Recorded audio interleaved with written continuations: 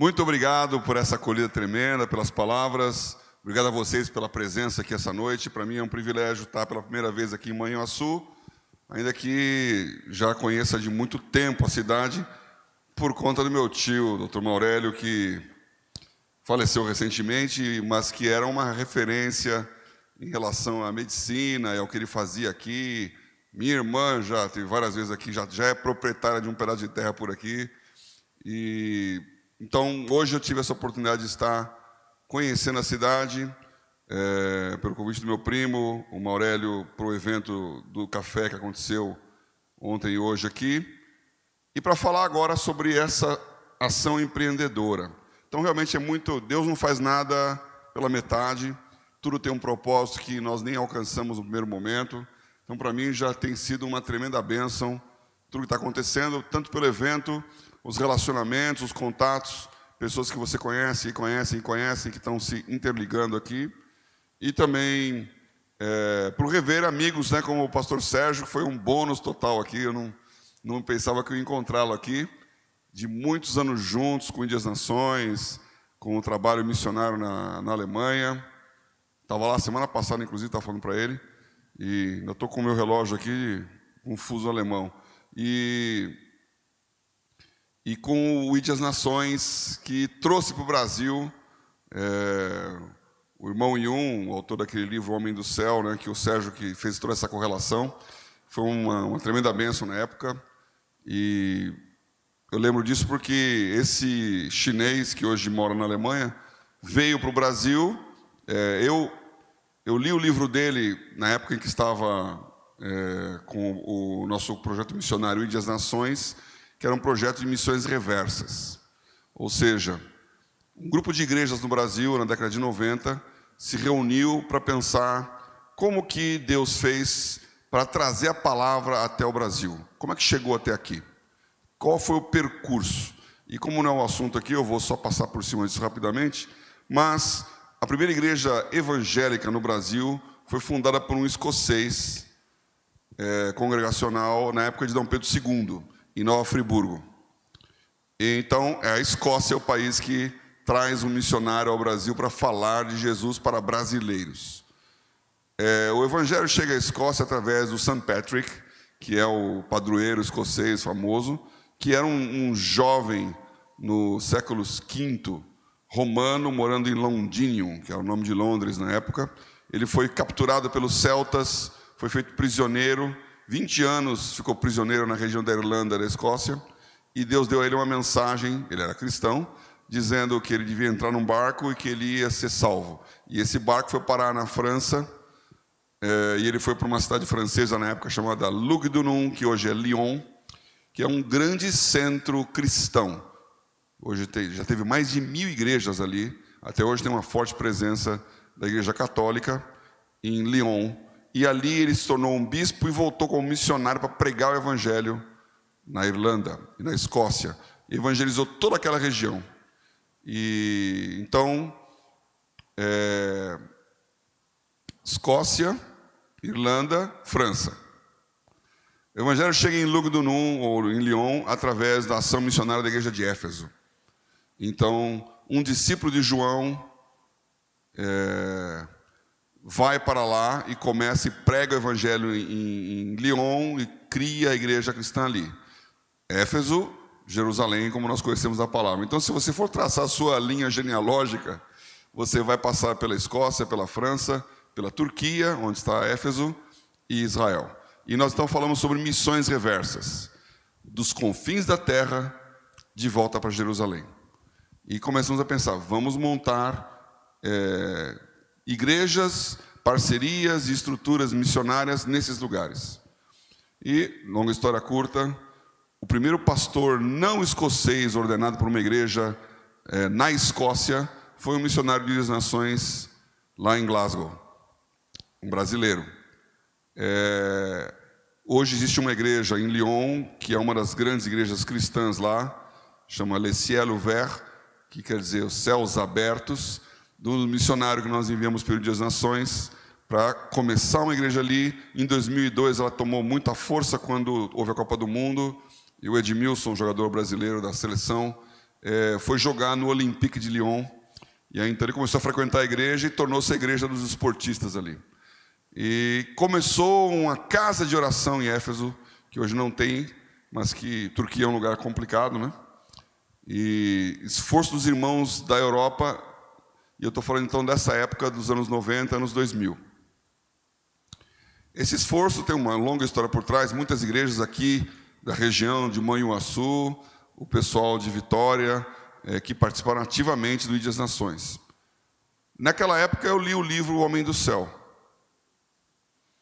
E naquele livro, esse irmão Jung, ele conta que ele era um chinês cujos pais eram do governo anterior ao Mao Tse-tung, ao comunismo, então eles lutavam contra o comunismo. Ele foi muito perseguido, não teve educação, não teve condições de acesso à escola. E aí ele era cristão por família, mas se converteu fortemente, teve uma grande experiência e fundou uma igreja subterrânea na China, de mais de 1 milhão de pessoas na rede que ele tinha ali.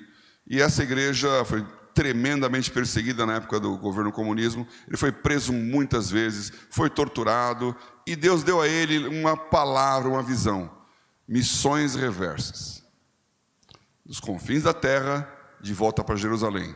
E ele escreve então no livro que ele ficou pensando, como o evangelho chegou na China. E o evangelho chegou na China através da Rota da Seda, que tem uma variante no norte que passa pelo Afeganistão e vai para a China, e no sul que passa pela Índia. Então ele enviou missionários chineses para fazer esses caminhos de volta para Jerusalém.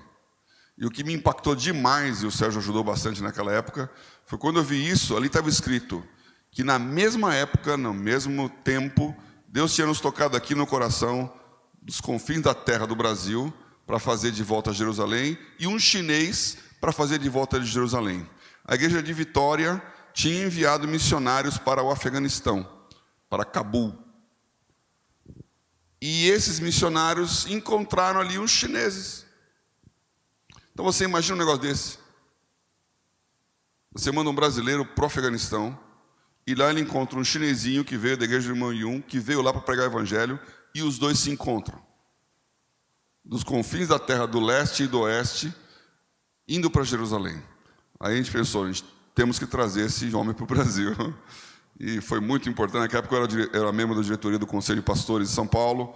Ele pregou em várias igrejas, fez várias orações, uma delas com o meu filho, que está comigo hoje, aqui em Manhuaçu, falando sobre a vida dele, né? E hoje, as coisas que foram oradas naquele dia lá, não sei se o Sérgio estava ali, mas a gente fez uma oração ali muito próxima, muito íntima, estão acontecendo. Há alguma coisa nova acontecendo. Podeis sentir? É isso que Isaías nos fala, hein? Estou a fazer uma coisa nova na terra. Você pode perceber? Eu estou colocando um rio no deserto. Eu estou colocando um caminho no ermo. E aí o versículo anterior diz: não vos lembreis das coisas passadas, nem recordeis as antigas. E é engraçado isso, né? Porque a Bíblia fala, não vos lembreis das coisas passadas, como a mesma palavra fala para a gente perseverar nas cenas antigas, para lembrar da palavra, falar ao se levantar, ao deitar, ao andar, ao se levantar e ao deitar, ao crescer, ao andar, ao longo do dia. Em Deuteronômio 11. Então, nós temos um passado que nos traz até esse lugar. E temos que honrar e entender essa história de Deus. Mas nós temos um futuro. Você, como cristão, tem muito mais futuro do que passado. Porque se você é cristão, você crê em eternidade. E eternidade é infinito. Eternidade não são muitos anos. Eternidade não são milhares ou milhões de anos. Eternidade é infinito. E infinito menos qualquer coisa é igual a infinito. Então, quando você olha a sua história, você só tem futuro. Você não tem passado. E esses poucos anos que nós estamos vivendo nos orientam e nos fazem entender o que Deus tem para nós pela eternidade. E é por isso que a Bíblia diz, e Paulo reforça, que se nós esperamos alguma coisa de Jesus Cristo, e se nós entendemos Jesus Cristo apenas na dimensão humana, somente para este século, somos os mais miseráveis de todos os homens. Porque o que Ele tem para nós é eterno. E essa eternidade não é para tocar harpa no céu. Muitas pessoas pensam que nós estamos aqui nesse vale de lágrimas, por 80 anos sofrendo, mas ganharemos como prêmio a entrada no céu, e aí então faremos nada pelo resto da vida, folgando férias eternas. Primeiro, não faz sentido nenhum isso. Você viveu 80 anos para ganhar uma eternidade fazendo nada. Segundo, não tem nenhum lugar da Bíblia que diz isso. Pelo contrário, o céu é um local de trabalho. E o que Deus está fazendo é recrutando pessoas que ocupem um lugar de alta liderança nessa eternidade. Você vai estar sentado à direita de Deus, acima de todo nome, domínio, poder, principado e potestade que se levanta na terra. Isso significa que a igreja, você, sentado no corpo de Cristo, à destra de Deus, tem debaixo dos seus pés tudo aquilo que é mais prezado na nossa história da civilização. Primeiro, o nome. Não sei como é em Manhuaçu, mas deve ser bem mais do que em São Paulo. As pessoas se conhecem pelas famílias. Então você pergunta e fala, quem é a sua família? Porque o seu nome define quem você é. O nome da família define a sua posição, a sua estrutura, a sua educação, até a sua confiabilidade.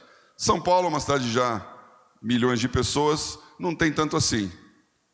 Mas nome, aquele famoso, você sabe com quem você está falando, ele define um poder, uma autoridade aqui na Terra.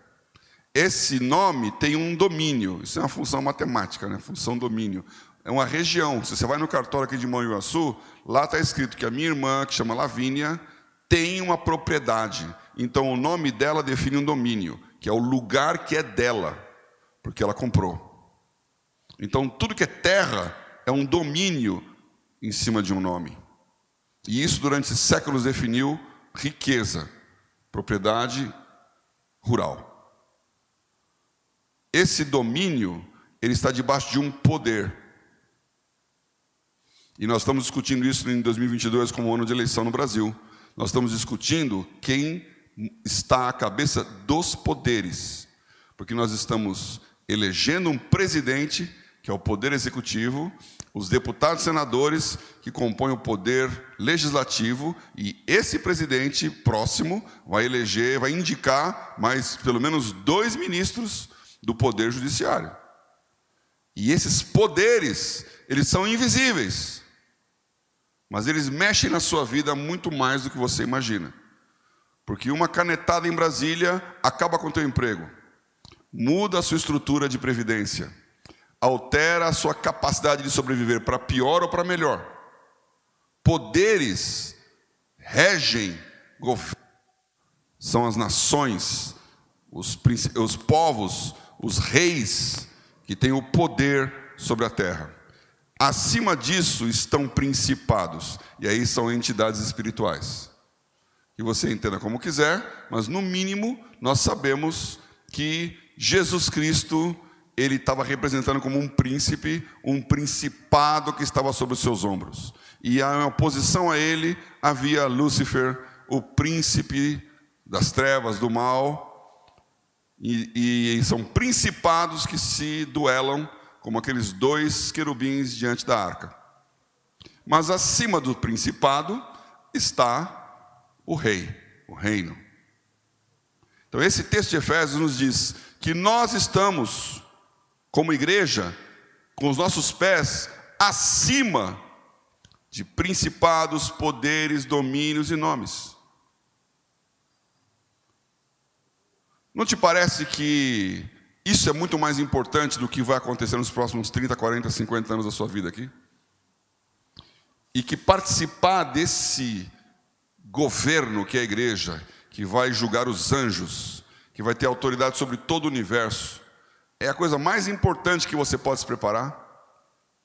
E o que Deus está fazendo com a sua vida aqui na terra é te dando a oportunidade de ser capaz de sentar nessa cadeira. E é por isso que a Bíblia fala: bom está, servo bom e fiel. Sobre o pouco você foi fiel, sobre muito te colocarei. E aquele pouco, na parábola das minas, era governo sobre 10 cidades. O muito é essa celestial vocação. E aqui entra empreendedorismo. E é por isso que eu estou falando sobre esse assunto em vários lugares. Porque você, como cristão, foi chamado para empreender, para implantar um reino. É chegado o reino dos céus. Esse rei é Deus. O rei é Jesus.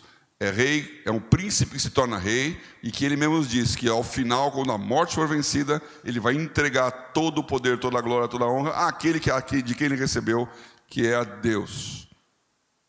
Você faz parte dessa história. E essa história é muito mais real, em todos os sentidos da palavra, do que você imagina. E eu queria hoje, brevemente, te dar essa sensação de como fazer isso.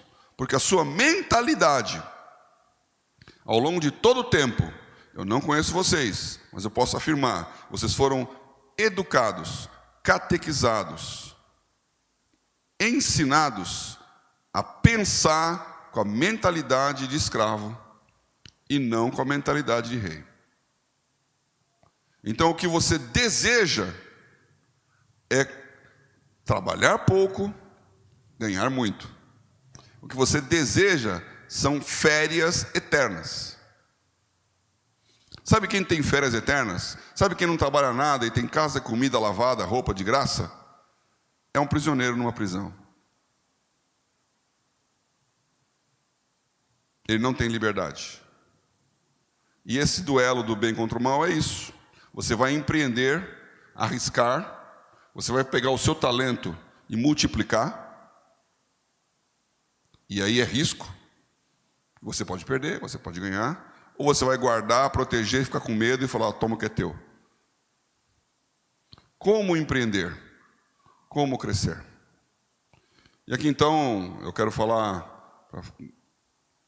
quando me falaram sobre essa noite, uma reunião, falar sobre empreendedorismo. Está mais com cara de culto aqui, mas eu vou ficar na palestra do empreendedorismo para essa definição. Eu sou engenheiro civil de formação, sou formado na Escola Politécnica da Universidade de São Paulo, mas fui trabalhar a minha vida inteira no mercado financeiro, me tornei diretor de banco, de tesouraria de bancos, e durante esse mesmo tempo, nos anos 80, começamos a igreja, que hoje a igreja está na família, da qual eu também sou o pastor-presidente. Então, para mim, ser pastor, trabalhar para Deus, estar na igreja, fazer tudo aquilo que um pastor faz tempo integral, e ao mesmo tempo trabalhar como diretor de um banco, era uma coisa misturada. Não tinha muita diferença. Não sei bem como é que eu fazia, falando bem a verdade hoje. Não sei se eu fosse pensar, eu escolheria isso, porque trabalhar de manhã, de tarde, de noite, todos os dias, o dia todo. As pessoas no fim de semana perguntavam: o que você vai fazer? Vou à igreja. Você não tem sítio, não tem casa na praia, não... todo domingo na igreja? Eu falei: escuta, você que é palmeirense, corintiano aí, você não assiste um jogo de futebol todo domingo? E o seu time ainda perde. Eu vou num lugar onde o meu time nunca perde. Todos os anos é campeão invicto. Por que eu vou gastar tempo, então, fazendo outras coisas? Eu vou na igreja. Então, essa visão do que nós chamamos bivocacional, e na verdade é uma vocação só, essa visão de que alguns são cristãos que estão lá para trabalhar, viver a vida, e vão aos fins de semana na igreja, dão os seus dízimos, fazem suas orações, estão em paz com Deus, e um dia vão ser férias eternas no céu, ela não está na Bíblia. Nós somos reis e sacerdotes. Todos. Todos. E alguns têm o privilégio de compartilhar isso, ministerialmente falando, à frente dos demais. Nós temos 12 tribos de Israel, 11 trabalham, produzem e crescem, e uma ganha através daquelas 11 que trabalham, produzem e crescem. É um modelo, aliás, um livro que eu recomendo, A República de Israel, que a doutora Inês Borges, aliás, da Igreja Presbiteriana, conosco no Instituto Renovo, traduziu esse livro, que conta essa história de como Israel foi estruturado como nação e como era o governo ali. Taxa fiscal de 10%, a nossa é 40%. E uma classe sacerdotal que não é dona do país. Ela vive de 11 10avos da população, da riqueza. Porque se cada um dá 10%, são 11 tribos, você tem 11 10avos de dinheiro, 1,1. Como o levita também dá dízimo. Então, pastores, vocês têm que dar dízimo também. Não é só pedir, é entregar. Então, o pastor fica com 0,99 e o membro fica com 0,9 daquilo que ganha. Ou seja, o pastor tem 10% a mais do que a média de salário da igreja. E eu acho isso um belo de um princípio.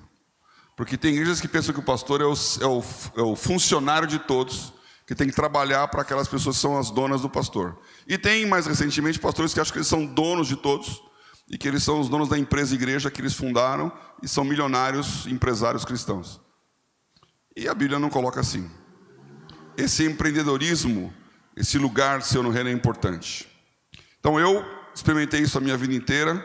Depois de diretor de banco, participei de várias comitês e ações aí do mercado, Febraban e entidades, e me tornei, era um grande cliente da Bolsa de Valores, e longa história curta, me tornei vice-presidente da Bolsa, fundamos esse novo mercado, essa parte do que hoje é o home broker, as empresas, as corretoras que estão voltadas para as pessoas físicas, que não era assim antes de 2008, e o selo de certificação, que chama de Programa de Qualificação Operacional, que dão esse selo de certificação das bolsas, que fui eu que estruturei isso lá. Abrimos o escritório da Bolsa em Londres, em Xangai, já tinha um em Nova York, fizemos o convênio da Bolsa com a Bolsa de Chicago, que é a Bolsa de Mercadorias, aí vem a história do café e todas as commodities. E em 2010 começamos a Brain, Brasil Investimentos e Negócios, uma entidade para transformar o Brasil num polo de negócios mundial. Não existe uma Hong Kong da América Latina. Então eu estou envolvido nisso desde sempre. Depois disso tem uma aceleradora de startups, que hoje chama Inova. Tem um programa na TV Record, Record News, todas as noites às 19h30. Tem lá o programa do Inova 360, que fala sobre empreendedorismo, startups. E tem 2 vezes por ano um reality show chamado Batalha das Startups, onde pequenas startups duelam até conseguir lá o prêmio lá de 1 milhão ao final da série. E esse é um programa, é o segundo maior audiência da Rede Record hoje na TV a cabo, na Record News. Através dessas coisas, nós estamos vendo esse momento de que a igreja tem que se levantar e entender empreendedorismo. A pergunta que está aí na tela, empreendedorismo, vai clicando, empreendedorismo em tempos de crise. Nós vivemos uma crise, de novo aqui, onde esse assunto começou. Por quê? Porque quando eles juntaram lá estatísticos, matemáticos, físicos, engenheiros, técnicos, num barracão, que eles chamavam de... As escolas americanas dão números para os prédios, né? Então era o Building 20. Aquele prédio era onde estava concentrado aquele esforço de guerra. E quando acabou a guerra, eles descobriram que tinha um negócio a mais ali, que naquela confusão de gente pensando junto, de várias categorias, de várias estruturas com vários projetos, tinha uma energia criativa. Que alguém que estava fazendo um projeto que não tinha nada a ver com o outro, por estar ali junto, transmitia inovação, criatividade. E eles falaram, não desmancha o barracão. Deixa aí quietinho que está funcionando. Muitas empresas, talvez uma que vocês mais conhecem, a Anatomia do Som, com certeza conhece, é a Bose. A Bose nasceu lá no Building 20 do MIT. De gente aglomerada. Chegou na década de 70, aquele prédio era o maior risco de incêndio dos Estados Unidos, porque era um barracão de madeira, cheio de sprinkler e um monte de equipamento, e ninguém tinha coragem de derrubar o prédio, porque tinha uma mística. E essa mística chama uma palavra que hoje é conhecida, chamada coworking. Coworking não é imobiliário, não é pegar uma sala, dividir um monte de saletas e dividir para todo mundo trabalhar. Coworking é colocar pessoas trabalhando coisas diferentes, juntas, e trocando ideias. Então, no mundo das startups, começou a ideia com a aceleração. E a aceleração incubação. Incubação é uma universidade, pegar lá o seu professor maravilhoso, pegar os seus alunos, fazer uma pesquisa de desenvolvimento de ciência. Não funcionou. Por quê? Porque se o professor fosse bom empresário, ele não estava dando aula. Então, os negócios não deram certo. Tinha tecnologia, mas não tinha outro lado. Aí vem então a startup com a aceleradora. Colocar gente que pensa a parte financeira, a parte contábil, a parte de desenvolvimento do negócio, a parte de empresariado.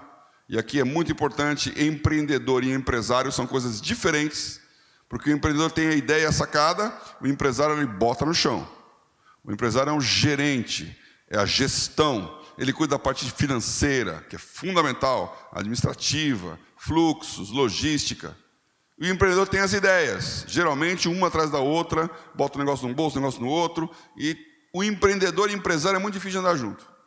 Se você conseguir ser os dois, você vai ter muito sucesso. O coworking fez isso ali. E isso hoje, então, é aplicado em qualquer lugar que fala sobre empreendedorismo e inovação, por gente diferente para entender o resultado.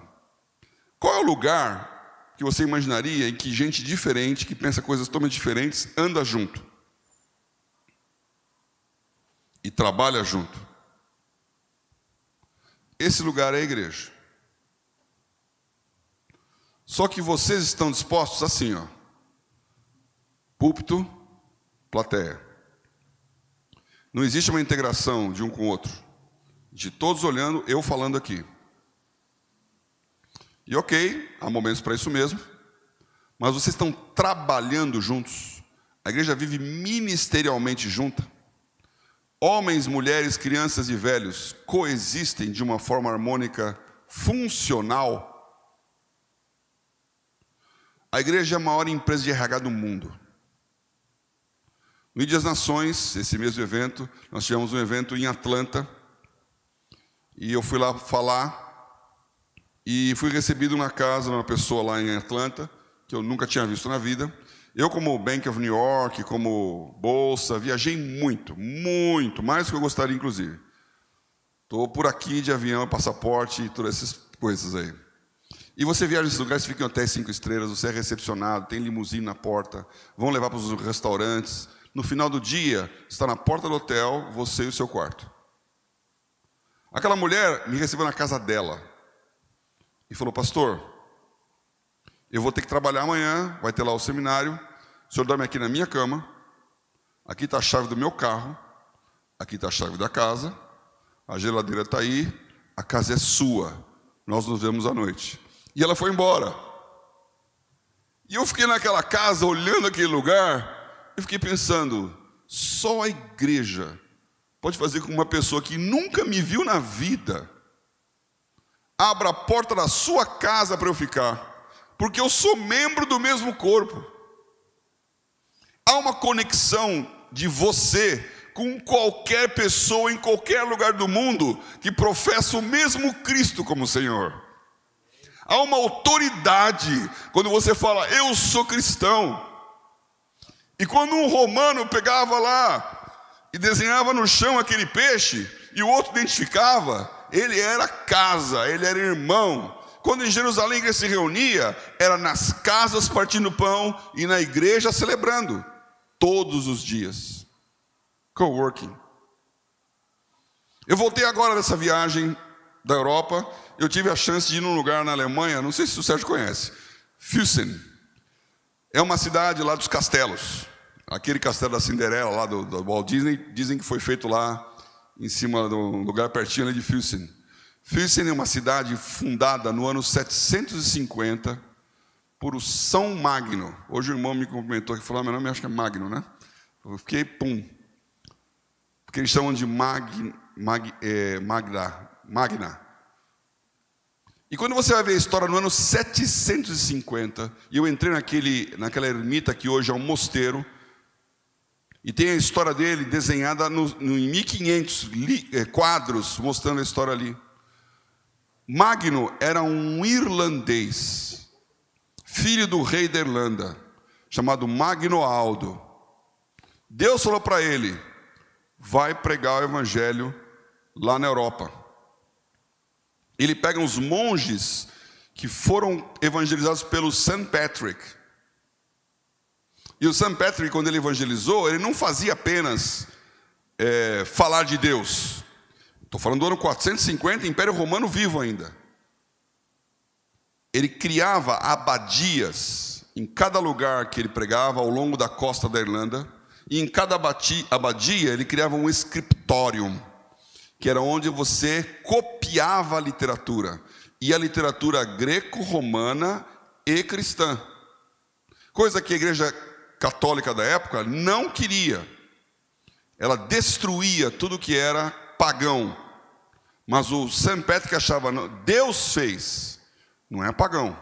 Então Cícero, toda a literatura romana e grega, preservada nos escritórios. Quando cai o Império Romano, em 100 anos não tem um imperador na Europa alfabetizado, porque todos eram vândalos, normandos, godos, ostrogodos, bárbaros, que tinham tomado o poder e dado origem às nações, como os francos deram origem à França. E os monges irlandeses vêm com a literatura, vêm com o conhecimento, pregando o evangelho. A Universidade de Sorbonne, que é a mais famosa da França, foi fundada por um irlandês. São Magnoaldo, lá no meio do nada, em Füssen, montou uma estrutura que é totalmente cristã até hoje. Isso já aconteceu na história. Cristianismo restaurando. E eu queria convidar você hoje para pensar sobre o seu papel empreendedor como cristão a partir de Manhuaçu. Continua aí.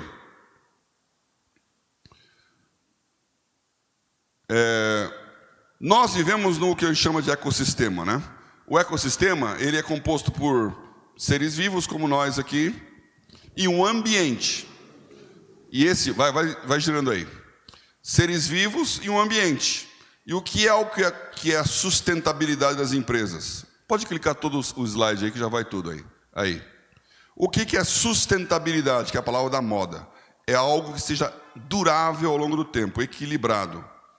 Então você tem que ter um equilíbrio entre as pessoas que moram no lugar e o ambiente em que elas estão. Se você preservar o ambiente e não preservar as pessoas, isso não é sustentabilidade.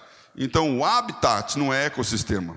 E hoje tem muita gente falando aí como se assim, não toca na árvore. Bom, a Europa e os Estados Unidos já destruíram todas as suas. E agora eles estão lá tentando recuperar. Nós aqui estamos numa situação muitíssimo melhor. E tem uma sigla que está cada vez mais na moda, que é o ESG, que é Environment, Social and Governance, que fala de sustentabilidade. Qualquer empresa hoje tem que pensar princípios ESG, que é como que eu sou sustentável no tempo. Aquela visão de que quanto mais dinheiro eu ganhar, melhor, ela já está ultrapassada, porque não é ganhar dinheiro hoje, é ganhar dinheiro ao longo dos anos. Então, quando você, décadas atrás, comprava um produto, comprei o celular, chego em casa, ligo, ele está com defeito. Eu vou lá na loja e falo, está com defeito. Aí o cara fala, azar o seu. Devia ter olhado antes. Agora, funcionava assim. Hoje, por causa da Apple, você vai lá e fala, está com defeito, não sei o quê, o cara fala, daqui, está aqui o novo. Ele está perdendo dinheiro. Você pode ter quebrado, pode ser culpa sua mesmo, pode ser azar o seu, mas ela prefere dar um 0 bala para você, porque ela sabe que você vai ficar tão maravilhado com aquela marca, que eu estou falando dela aqui agora, que você vai comprar um outro, vai comprar um outro, vai comprar um outro. Então você fidelizou o cliente. Qualquer comerciante sabe muito bem o que é isso. Você perde no curto prazo, dá uma balinha para o cara, dá de graça algum produto, faz uma liquidação ali e você vai ter ele para sempre, e não só uma vez. Então esse conceito de sustentabilidade, ele envolve a governança, que são as regras do jogo, ou seja, ética, moral, valores que as empresas têm que ter. Envolve a preservação do meio ambiente, óbvio, em todas as suas dimensões, e envolve o relacionamento com as pessoas. Tratar bem o funcionário, que agora chama de colaborador. Ser uma família. Em 98 eu fui convidado para fazer parte da GE, que na época era a maior empresa do mundo, e estava abrindo lá, o Jack Welch, estava abrindo no Brasil a GE Capital, que é a empresa, o braço financeiro da GE. Então fui contratado para ser lá o tesoureiro-chefe da GE. Qual que era o negócio? Somos uma família. Aqui você vai viver... Então não é assim, trabalho, aqui é negócio, sua vida particular fica lá em casa. Não, você é inteiro. Então as suas emoções, seus sentimentos, tudo isso importa para o negócio. Esta agenda hoje, ela está entrando fortemente nas empresas. E isso é bom. O que é ruim é que ela é anticristã. E ela está dizendo que cristãos destroem o meio ambiente. Cristãos são os capitalistas de charuto e cartola que exploram as pessoas. Cristãos são os líderes religiosos que ganham dinheiro em cima dos trouxas. Então, o código de ética e conduta, o valor de igualdade, de ideologia de gênero e tudo aquilo que hoje está na moda, está saindo da igreja e virando uma agenda profana. Você, como cristão, tem a chance de fazer essa diferença. E eu queria ir para o meu fim aqui, falando que, nesta agenda cristã, o Brasil tem uma posição única no mundo. Se você pegar os 10 maiores países do mundo em área, o Brasil é o 5º. Os 10 maiores países em população, o Brasil também é o 5º. E até recentemente, agora piorou, os 10 maiores países em economia, PIB, o Brasil chegou a ser o 5º. Em 2010, quando eu estava na Brain, foi quando o Brasil passou o Reino Unido e se tornou a 5ª maior economia do mundo. Foi muito legal falar daquilo, porque eu estava na Inglaterra lá, aliás, era o prefeito de Londres, era o atual primeiro-ministro, né, o Boris Johnson, e ele estava fazendo uma reunião ali, recepcionando a nossa turminha ali, as delegações, e falando das maravilhas de Londres como centro financeiro. E aí eu fiz uma pergunta lá, que é assim: vocês ingleses cantam no seu hino nacional God Save the Queen, que é Deus salve a rainha. Os americanos, eles escreveram na nota de dólar, In God we trust, que é nós confiamos em Deus. Está escrito no dinheiro americano. Tem uma boa notícia para vocês: Deus é brasileiro. Aí foi aquela risada também, né? Falou, olha, nós estamos chegando aqui, estamos no 5º lugar já no mundo aqui. O Brasil tem um potencial de desenvolvimento que nenhum país do mundo tem. Na sua capacidade de geração de riqueza, que é a transformação de riquezas naturais em produção, na sua capacidade de mercado, que é usar o nosso público, e é um crime lesa pátria você ter só um filho, viu? Minha mulher é pediatra. O Brasil está destinado a ter o máximo de 235 milhões de habitantes, porque nossa taxa de fertilidade está abaixo de 2, significa que 2 pais morrem e tem menos do que 2 filhos que substituem. Então, o nosso crescimento está diminuindo, vamos chegar em 235 daqui a 25 anos e vai começar a envelhecer. Nós poderíamos ter fácil 500 milhões de brasileiros. Tremendo mercado. Os Estados Unidos está crescendo. A taxa de fertilidade deles é maior que a nossa. A China, com a política de um filho só, está diminuindo. Ela reverteu isso faz uns 5, 6 anos. Tenham filhos, porque a geração vai ficando velha e não substitui. Então o país, o Brasil, ele é esse país que, se você colocar no mesmo ranking os top 10, área, população e economia, e juntar os 3 em intersecção, só tem 3 países no mundo: Estados Unidos, China e Brasil. Nós somos um país que é bola da vez. Nós somos um país que tem água. Maior riqueza do mundo daqui para frente, água. Nós somos a maior reserva de água do mundo. Nós somos um país que tem sol. O dia mais ensolarado da Inglaterra tem menos sol do que o dia menos ensolarado do Nordeste. Energia solar. Nós temos petróleo, que ainda durante um bom tempo vai valer como grande reserva estratégica. Nós temos reservas naturais. Temos gente. Temos educação. Temos capacidade de trabalho. E aí então, nessa minha andada por esses caminhos, eu conheci o Jim O'Neill, que foi o estrategista-chefe da Goldman Sachs, depois o presidente da Goldman em Londres, que criou a palavra BRICS. Acho que vocês já ouviram falar do BRICS, né? Ele que inventou essa sigla, pensando nos países, no ano 2000, isso foi 99, no 2000, que seria um grande crescimento econômico na frente. Brasil, Rússia, Índia, China, ainda botaram S de África do Sul lá, politicamente falando. Isso virou governo dos BRICS, Banco de Investimentos dos BRICS, reunião dos governos dos BRICS. E eu falei, Jim, você criou um monstro. Porque todo mundo fala de BRIC. Mas qual que é a nossa integração com Rússia, Índia, China?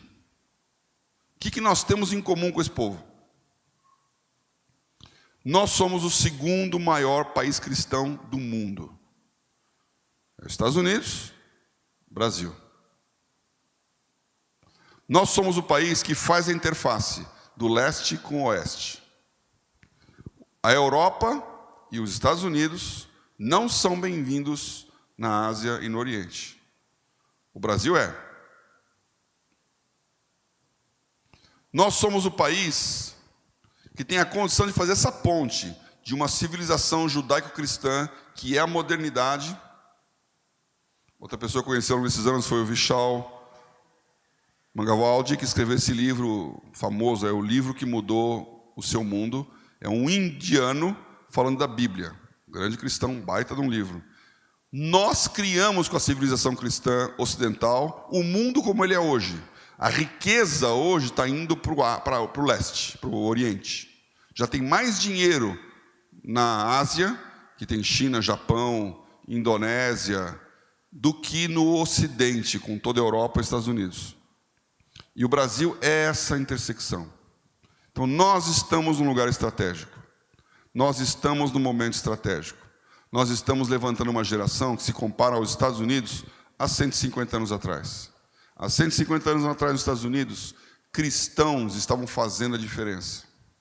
Agricultores estavam aprendendo a empreender e a criar impérios. E quando eles enriqueciam, eles pensavam, para Deus. Então, quando você pega a Fundação Kellogg's, é milho, sucrilhos.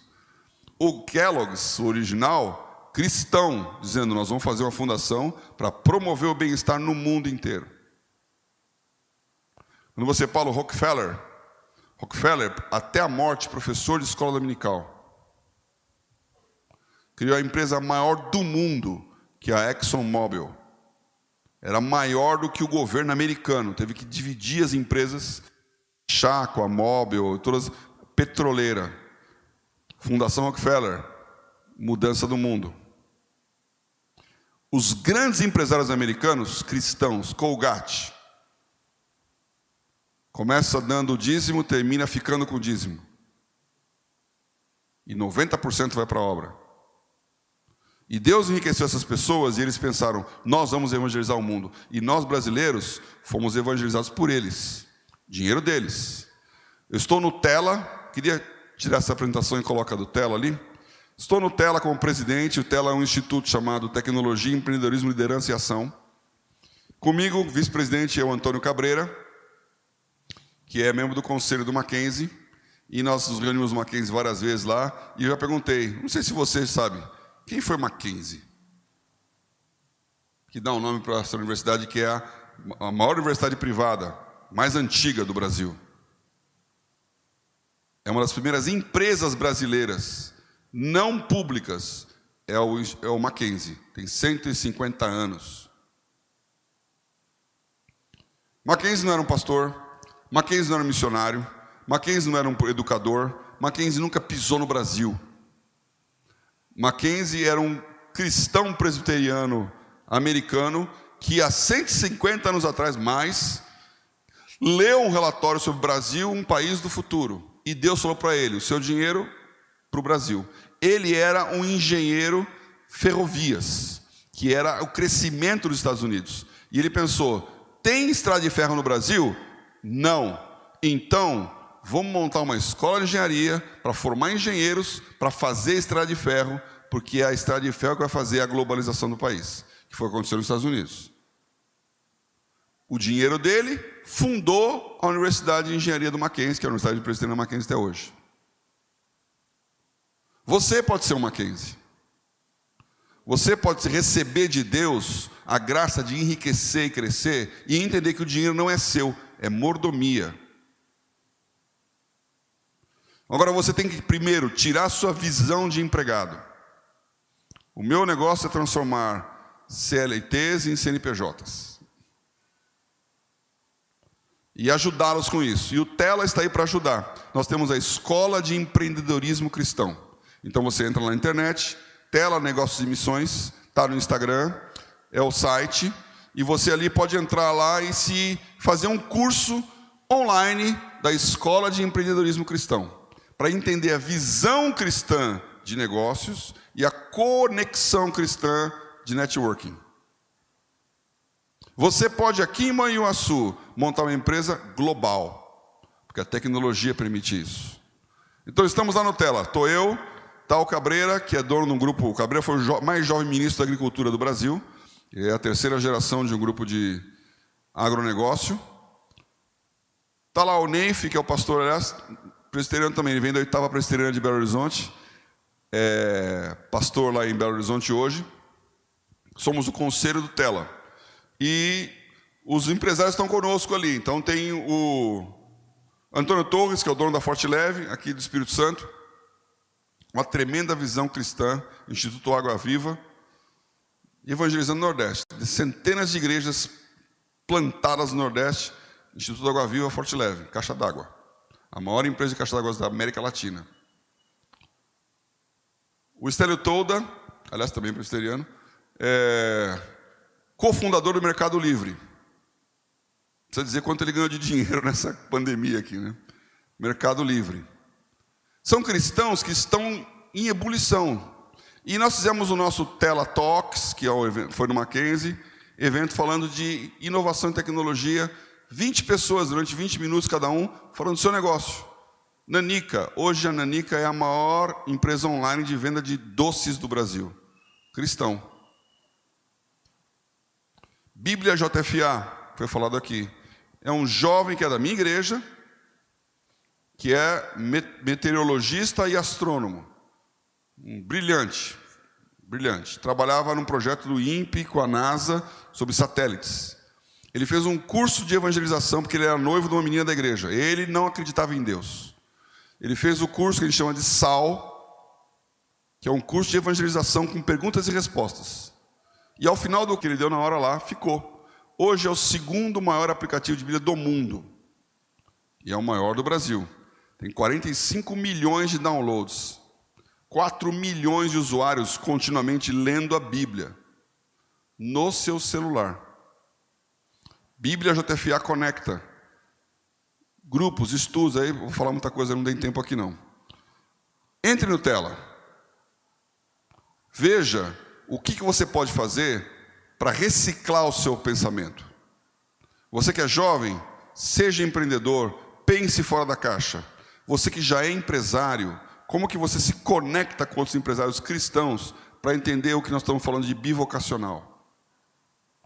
E não perca a chance que nós, como igreja brasileira, temos diante do mundo, de sermos a igreja que vai fazer a diferença pelas próximas décadas e séculos no mundo, se Jesus não voltar antes.